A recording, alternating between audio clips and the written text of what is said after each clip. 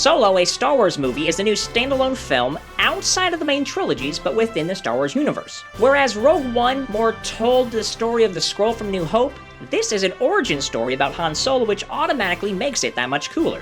The best parts about this movie are the buddy comedy between Han Solo and Chewbacca. You get to learn how they met, how they eventually become smugglers. They have some really great banter back and forth, even though you can't understand a lick of what Chewbacca's saying. This movie crams a lot into its 2-hour runtime, but the main plot is about Han and Chewie teaming up with Lando Calrissian to get coaxium from planet Kessel, which is where, of course, he does his famous Kessel run in 12 parsecs. Solo is a decent action blockbuster movie. There's nothing majorly wrong about the movie, but then again there's nothing majorly amazing about the movie either. If it wasn't for the characters that we already know and love, this would be a very forgettable summer popcorn movie. Compare that of course to the original Star Wars movies, which revolutionized the film industry.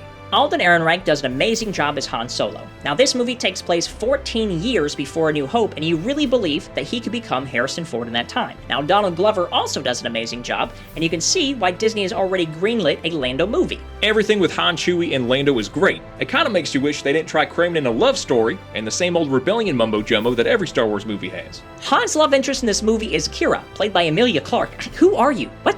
We all know that he's gonna end up with Leia. Get out of here and go back to Westeros with your dragons. I mean, you don't even go here. The supporting characters in this film were pointless, and they only highlighted the reason why George Lucas focused on the story he did for A New Hope in the first place. I mean, how Han got to where he is was more exciting as a myth, rather than seeing every single moment take place before your eyes. There was a ton of action in this movie. I just couldn't see it all. At the beginning it was very dim. It wasn't really well lit, so it was hard to see things. And then the latest scenes were very crazy. It was with the fast cutting, the shaky cameras, and like these flashes of light everywhere. It obscured the action. I still saw enough action to keep myself pumped, don't get me wrong. Obviously, all of the main characters from the original trilogy are going to survive. I mean, there's no real danger to Han, Chewie, or Lando. I mean, I guess there is some suspense in the fact that you don't really know when there's going to be Easter eggs or references thrown in. Is this when he wins the Millennium Falcon from Lando? Is this when he does the Kessel Run in 12 parsecs? Is this when he meets Chewie? I don't know.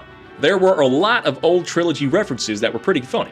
One of my favorite scenes is when Kira and Han were rifling through Lando's cape collection, making wisecracks to the copious amounts of capes that man has. The man's got a lot of capes.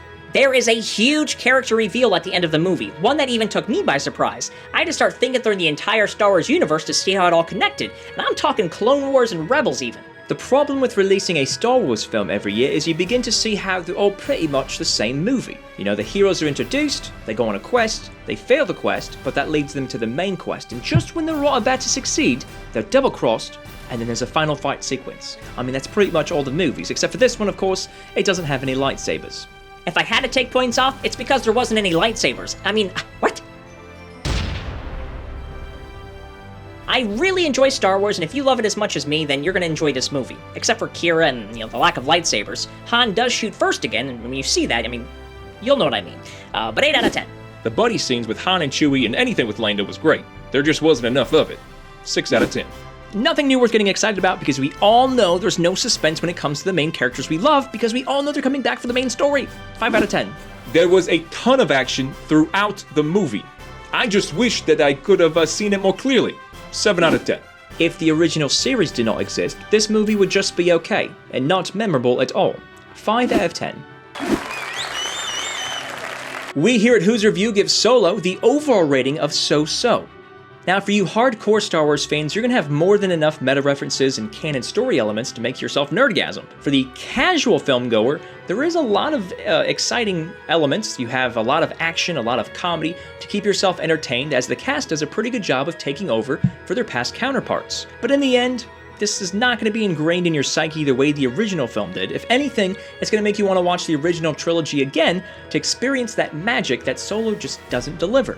Well, there you have it. That's our review. What do you think? Are we way off? Right on? Let us know in the comment section below and we'll check it out and respond. As always, if you want to stay up to date on all things Who's Review, make sure you like us on Facebook, follow us on Instagram, and most importantly of all, subscribe to this YouTube channel. We thank you guys for checking us out here at Who's Review, where everyone's a critic.